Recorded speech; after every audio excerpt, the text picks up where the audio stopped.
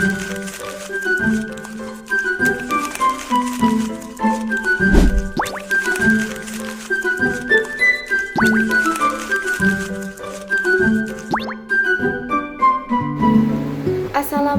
warahmatullahi wabarakatuh. Halo semuanya, perkenalkan nama saya Aulia Tasya dengan NIM 2511024361007. Saya dari Prodi S1 Akuntansi Universitas Muhammadiyah Kalimantan Timur. Sebelumnya, yang saya hormati Ibu Sri Mulyati, SPD MPD, selaku dosen pengampu mata kuliah Bahasa Indonesia, dan teman-teman yang sedang menonton. Oke, langsung saja. Di sini saya akan menjelaskan materi tentang mengenal lebih dekat tentang dasar perpajakan. Nah, pertama-tama kalian udah ada yang tahu belum apa sih itu pajak dan apa sih fungsi pajak itu? Kalau kalian belum tahu, yuk kita bahas materi di slide selanjutnya. Nah, pertama-tama di sini saya akan membahas tentang apa sih itu pajak. Pajak adalah kontribusi wajib yang diberikan oleh warga negara kepada pemerintah. Setiap warga negara yang memenuhi syarat memiliki kewajiban untuk membayar pajak, baik berupa penghasilan, kepemilikan barang, maupun konsumsi. Oke, lanjut. Di sini ada ciri-ciri pajak. Yang pertama, pajak merupakan kontribusi wajib warga negara. Yang kedua, pajak bersifat memaksa untuk setiap warga negara. Yang ketiga, warga negara tidak mendapat imbalan langsung. Dan yang terakhir, berdasarkan undang-undang. Nah, selanjutnya di sini ada fungsi pajak. Fungsi pajak itu ada 4.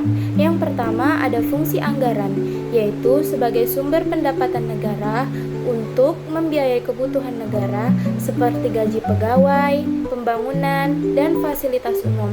Yang kedua ada fungsi mengatur, yaitu digunakan pemerintah untuk mengatur perekonomian. Misalnya, memberi keringanan pajak agar investasi meningkat atau menaikkan bea masuk untuk melindungi produk dalam negeri. Yang ketiga ada fungsi stabilitas, yaitu membantu pemerintah menjaga kestabilan ekonomi dan mengendalikan inflasi melalui pengaturan uang yang beredar dan penggunaan dana pajak secara cepat. Dan yang terakhir ada fungsi redistribusi pendapatan, yaitu untuk kepentingan masyarakat seperti pembangunan dan pembukaan lapangan kerja agar kesejahteraan masyarakat meningkat. Lalu di sini ada jenis pajak. Jenis pajak dibagi menjadi 3, yaitu jenis pajak berdasarkan golongannya, yang kedua berdasarkan lembaga pemungutannya, dan yang terakhir berdasarkan sifatnya. Nah, di sini saya akan membahas satu persatu. Yang pertama di sini ada pajak berdasarkan golongannya. Itu dibagi menjadi 2. Yang pertama adalah pajak langsung, yaitu pajak yang dibayar sendiri oleh wajib pajak dan tidak dapat dilimpahkan kepada pihak lain serta dikenakan secara berulang-ulang, secara periodik berdasarkan SKP atau surat keterangan pajak atau KOHIR. Seperti ada contohnya di sini, yaitu seseorang membayar pajak penghasilan atau PPh dari gaji yang diterima setiap bulan. Yang kedua, ada pajak tidak langsung, yaitu pajak yang pembayarannya biasa dilimpahkan pihak lain dan dikenakan saat terjadi transaksi barang atau jasa. Contohnya, saat membeli makanan di restoran, pembeli membayar PPN dan PPh untuk kebutuhan negara. Nah, selanjutnya di sini ada pajak berdasarkan lembaga pemungutan. Ini dibagi menjadi 2 juga. Yang pertama ada pajak pusat, yaitu pajak yang dipungut oleh pemerintah pusat yang pemungutannya di daerah dan dilakukan oleh kantor pelayanan pajak. Contohnya, pemerintah pusat memungut PPN dan PPh untuk kebutuhan negara. Yang kedua ada pajak daerah, yaitu pajak yang kewenangan pemungutannya berada pemerintah daerah, baik daerah tingkat 1 atau provinsi maupun daerah tingkat 2 atau kabupaten atau kota. Contohnya, pemilik motor membayar pajak kendaraan bermotor ke pemerintah daerah. Nah, di sini ada jenis pajak yang terakhir, yaitu pajak berdasarkan sifatnya. Ini dibagi menjadi dua juga. Yang pertama ada pajak subjektif, yaitu pemungutan pajak yang pemungutannya berdasarkan dari diri orangnya atau keadaan diri wajib pajak. Contoh, besar kecilnya PPh tergantung jumlah penghasilan seseorang. Yang kedua ada pajak objektif, yaitu pajak yang pemungutannya berdasarkan dari objek pajaknya. Contoh, ketika kita membalik nama kendaraan yang kita beli, kita akan dikenakan bea nama atau BBN. Selanjutnya di sini ada syarat pemungutan pajak. Yang pertama, pemungutan pajak harus adil atau keadilan. Yang kedua, pemungutan pajak harus berdasarkan undang-undang atau yuridis. Yang ketiga, tidak mengganggu perekonomian atau ekonomis. Yang keempat, pemungutan pajak harus efisien atau finansial. Dan yang terakhir, sistem pemungutan pajak harus sederhana. Lalu di sini ada pungutan lain selain pajak. Yang pertama ada bea materai atau surat berharga seharga Rp3.000 atau Rp6.000. Yang kedua ada bea masuk dan bea keluar atau eksim.